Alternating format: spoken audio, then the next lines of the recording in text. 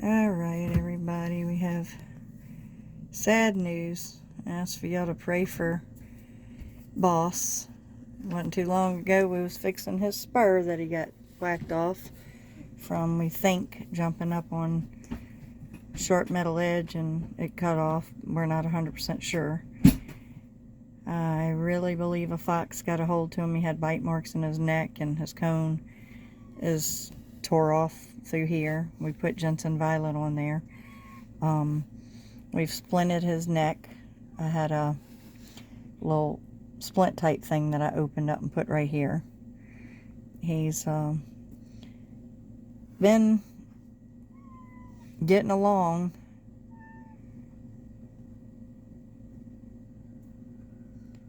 For almost 8 hours, and we had him laying on top of the hay in a cool spot, and he jumped up and he run under the elderberry tree, and his neck may be broken. It's hanging.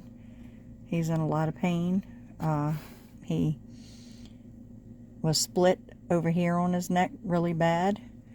We cleaned it out, flushed it, and put some Jensen Violet on it.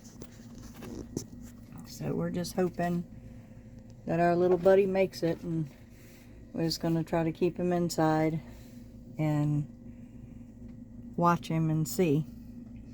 He did take a little water. I'm not going to force it down his throat. His beak is cracked and broke. I tried to situate that and line it back up and put some Jensen Violet. So we're just watching him. Another one of my favorites. I hope and pray he survives, because that's my buddy. Even though he's bad, he's not bad. He's very strong though. Just keep him in your prayers, guys. His name is Boss because he was the boss. He is the boss. We're not going to speak past tense just yet. Boss. Boss. Hey, boss. Hey, boss. Boss. I'm not trying to aggravate you. I'm just trying to get some kind of response from you, boss. Hey, buddy. Alright. I know you're hurting pretty bad. We just kind of put that there to cover up the gauze, to cover up the big split that was on his neck, and splint it from underneath to kind of support his head, and put some of this wrap on him, hoping it helps.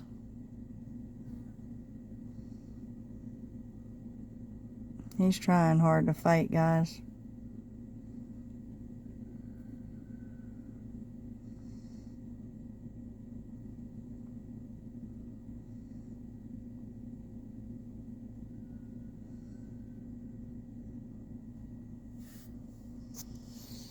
I cannot handle this. I mean, we try to find them, try to hunt them and get rid of them. Live traps, you name it. He heard that rooster crow. Seen his eyes. And relocate them or whatever, but not good. They are such a horrible menace on a farm. And I'm almost 100% positive it was a fox, because I've seen them do damage like this in the past. But we hoping our little boss makes it.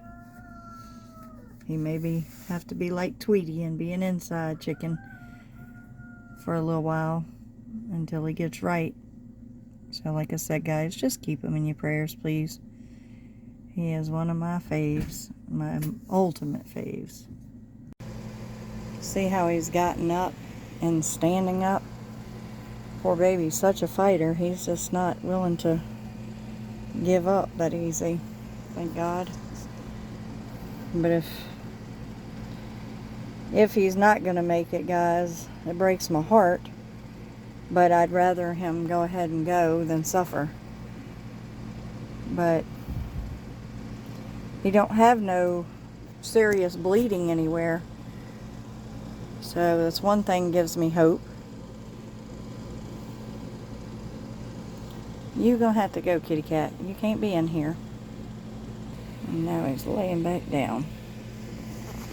He just pops his little bottom up and tries hard to show that he's still got some fight in him. So it's the one thing keeping me to try to keep on.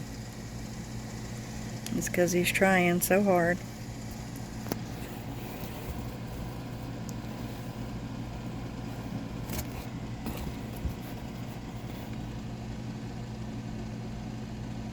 You want to try a little water, boss? You want to try a little water, sweet boy? I don't want him to aspirate it, so I'm not like really, instead of putting it down his throat, I'm just putting it on his tongue, hoping that he'll get some of it, but we don't want it going in his nostrils. Sorry, sweet boy. Usually I'd use a syringe, but I kind of use this too to flush out some of his injuries. A little water? A little water, buddy? Good job. Good job. Come on. Help me out here. Help Mama out, okay? Good sweet boy. I love you, boss. It may be a rooster, but we love him. We love every single thing out here on this farm. Don't matter how large or small, we love them all. They are babies. You watch them from little bitty babies, from hatchlings.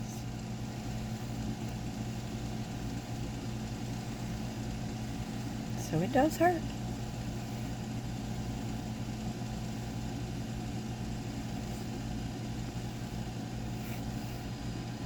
Since I have his neck padded already, I'm just going to take this toilet paper holder that I've cut, just to kind of put it around there and put some more of this wrap, and not tight, just to kind of stabilize his neck.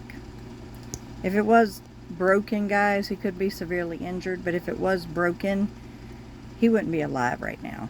So that's a almost instant death, or pretty much instant death, when they break their neck.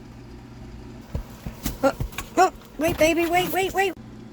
Alright, I stabilized him. He jumped up. He heard my voice. He jumped up and started flapping around again, and that just scares me because I don't want him to injure himself even worse. But I don't want to keep him down so much that he can't keep fighting, because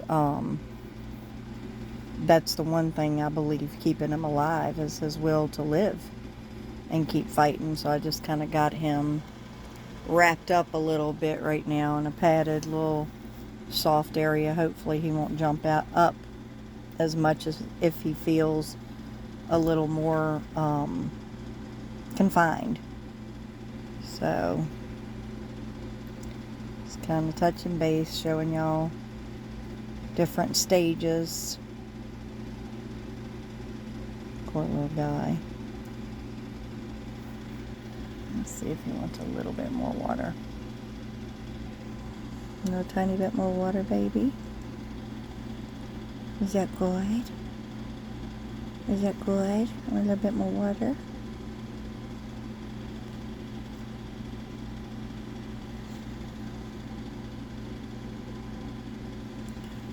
I'd rather him be getting some type of hydration rather than trying to force it down his throat, putting too much, and him basically drowning. We don't want to do that. He's been through enough already. So like I said, either with a syringe or one of these old-fashioned nose bulb, ear bulb for kids. Keep those handy. They work real good on a farm to flush out injuries and things like that. So we're just trying to keep him hydrated. Every little bit helps. So just keep offering water if you have this situation or something similar. Now if they have punctured lungs, that's a whole different story. So just keep offering water, and it's important that they stay hydrated, because this is one thing that's going to help them get better quicker. We're just going to keep the faith, guys, that he's going to keep on keeping on. So again, I'm going to ask for your prayers. I'm not going to keep this video too long or anything like that. It's just a plea for prayers, and in hopes that our little fella survives this, because he's had a rough day.